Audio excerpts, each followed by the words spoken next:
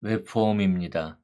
여러분은 이미 HTML의 기본 구문을 알고 있을 것이기 때문에 여기에서는 HTML을 사용해서 웹폼을 구현하는 방법에 대해서 설명하지 않습니다. 그보다는 간단한 자바스크립트 예제 코드로 웹폼과 몇 가지 폼 필드 요소에 사용되는 이벤트와 속성, 그리고 웹폼을 웹서버에 제출하는 방법에 대해서 살펴보도록 하겠습니다. 폼 필드 요소는 다른 HTML 요소와 달리 키보드 포커스를 받을 수 있습니다. 키보드 포커스를 받는 폼 필드 요소는 사용자가 키보드 입력을 할 수 있는 상태가 되는 거죠.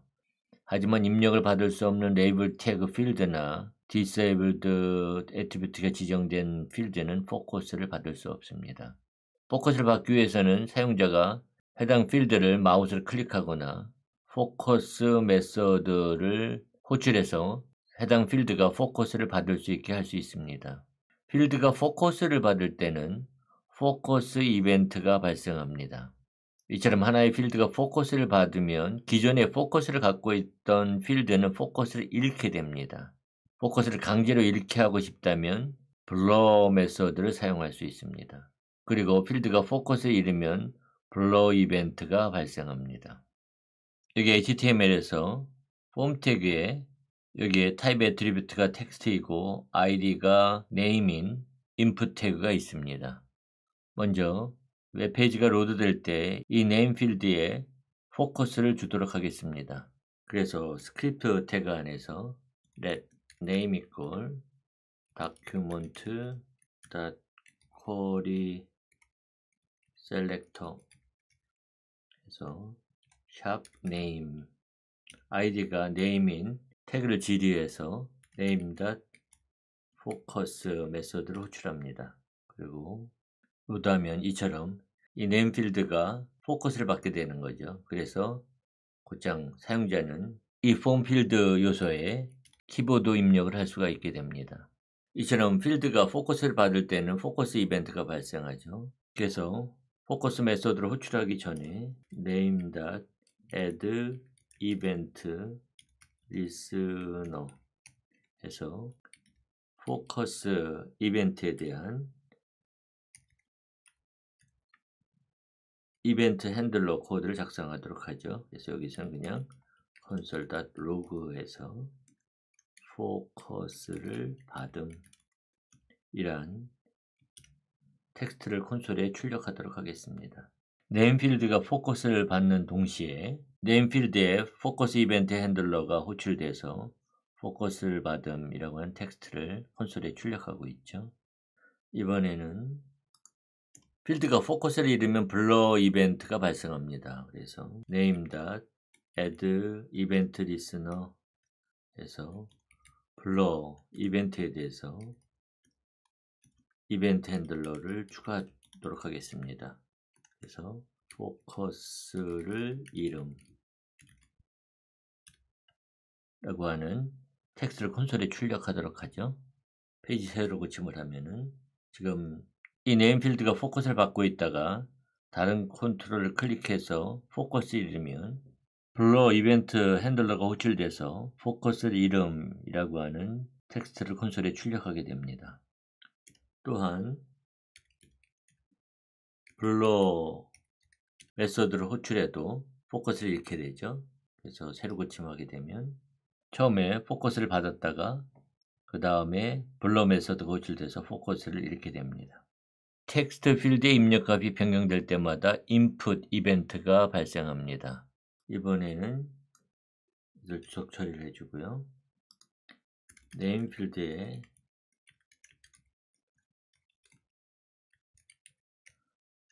input 이벤트 핸들러를 추가하도록 하겠습니다.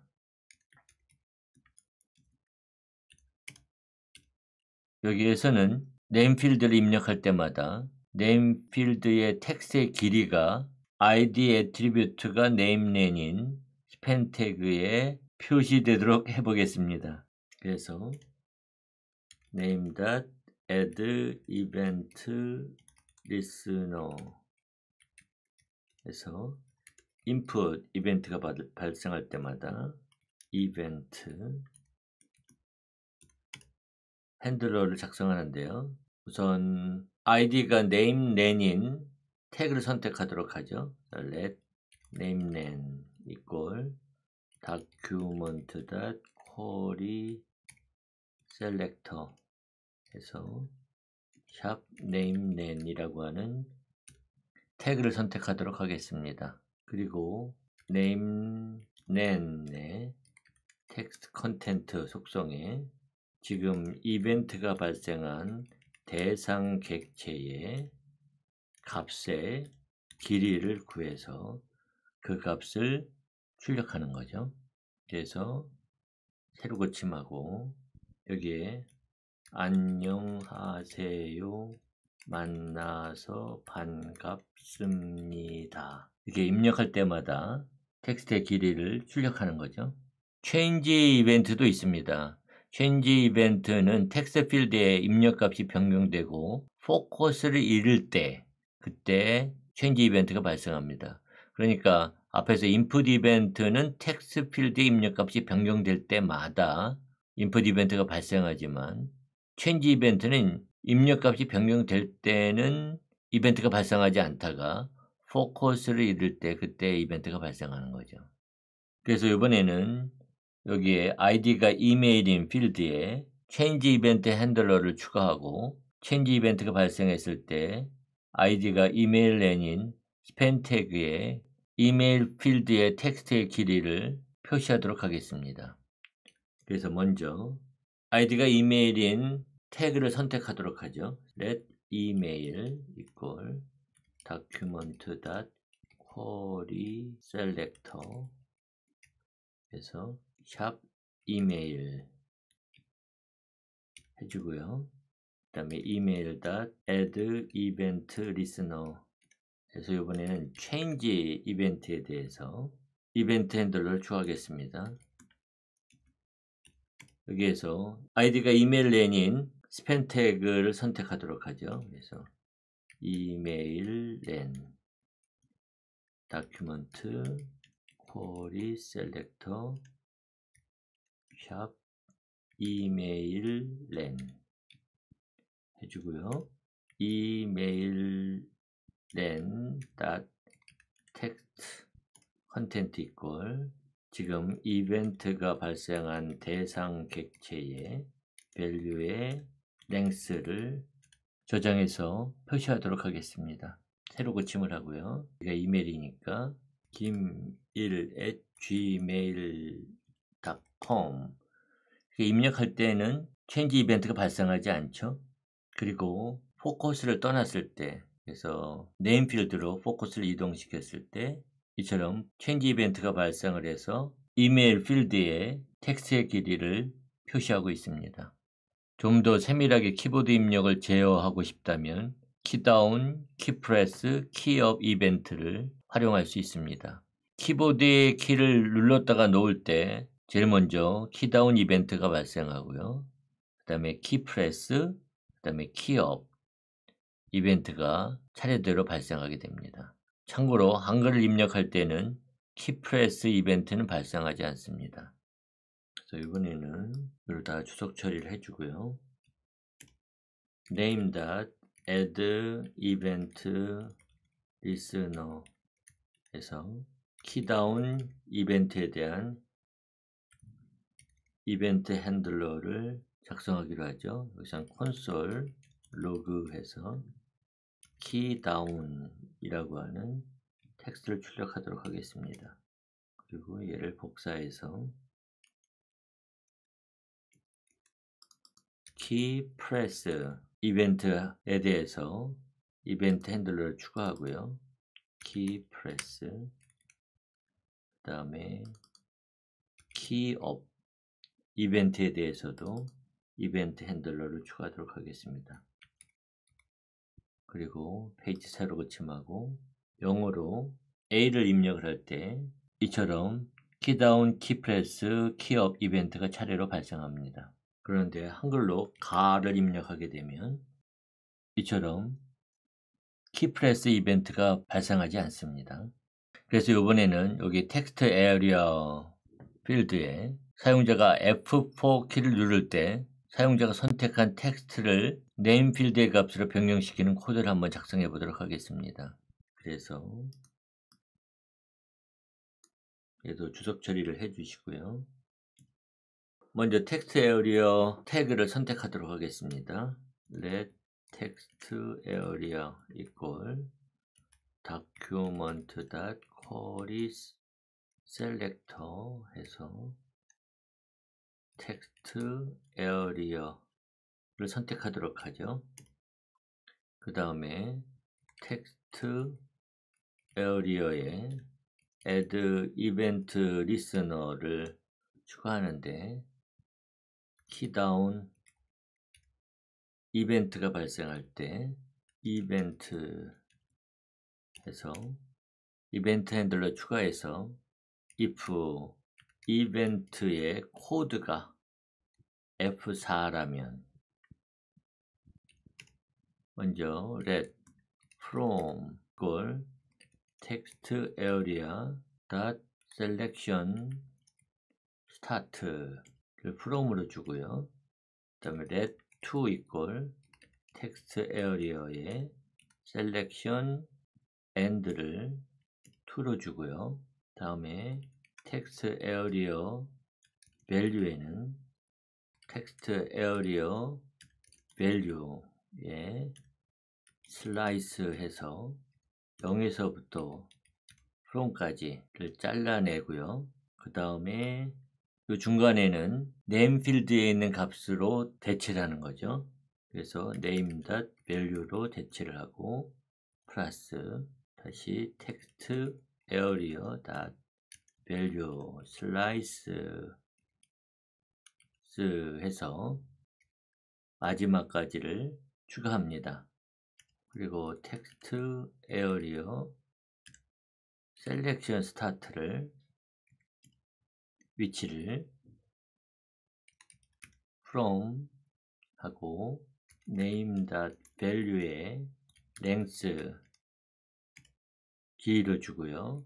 text area.selection end도 from 플러스 name.value.length를 주면은 변경된 텍스트 다음 위치에 마우스 커서를 놓게 됩니다. 실행해 볼까요? 새 페이지 새로 고침.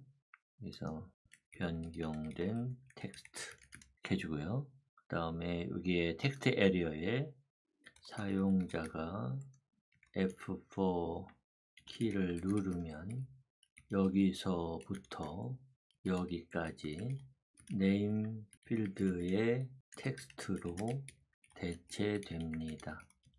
이렇게 줄까요? 그리고 여기서부터 여기까지를 선택을 한 다음에 F4 키를 누르죠. 그러면 선택된 부분이 이 네임 필드의 값으로 대체되고 있죠. 이번에는 몇 가지 사용 사례를 코드로 한번 작성해 보도록 하겠습니다. 먼저 여기를 주석 처리를 해주고요. 이번에는 여기 배경색 변경 체크 상자가 체크 상태이면 HTML 문서의 배경색을 변경하는 코드를 한번 작성해 보도록 하겠습니다. 그래서 먼저 let 체크박스 해서 체크박스를 선택하도록 하죠. document.query selector 해서 샵 bg color 라고 하는 아이디를 갖고 있는 체크박스를 선택을 해주고요. 그 다음에 체크박스 add event listener 해서 change 이벤트가 발생하면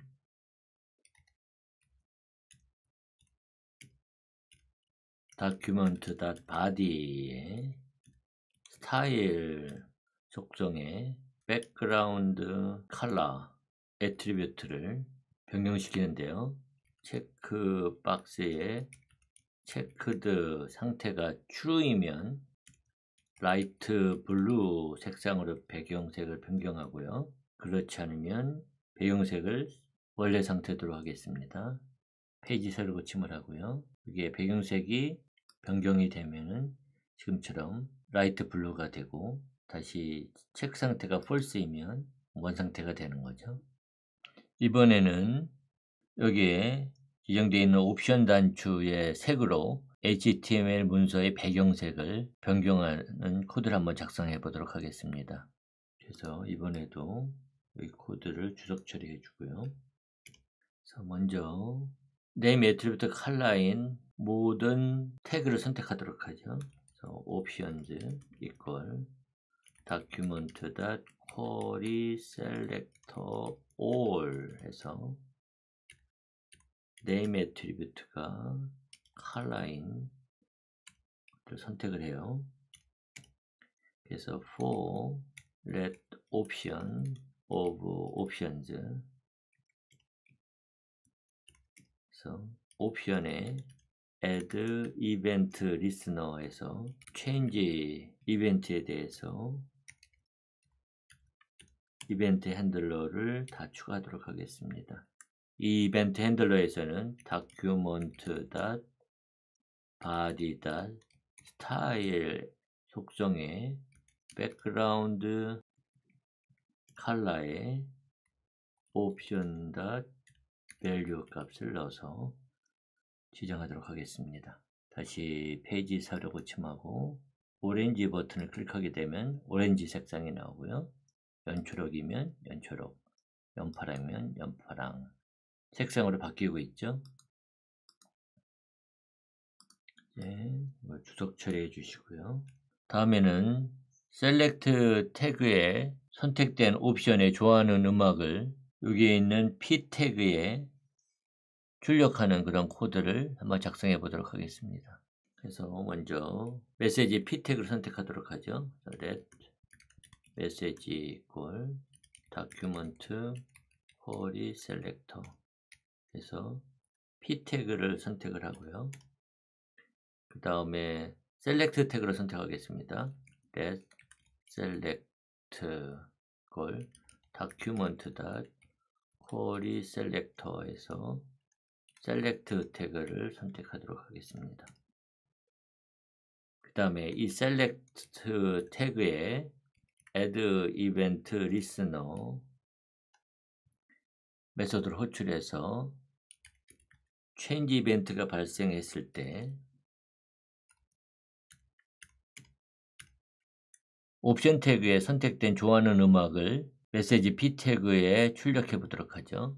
그래서 먼저 let favorite 그걸 빈 문자를 지정해 주고요.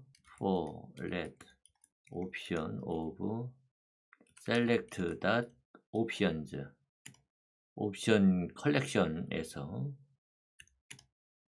if 옵션이 selected 선택되었다면 그때는 favorite에 플러스 equal해서 옵션 value를 favorite 변수에다가 누적시켜 주는 거죠. 더해 주는 거죠.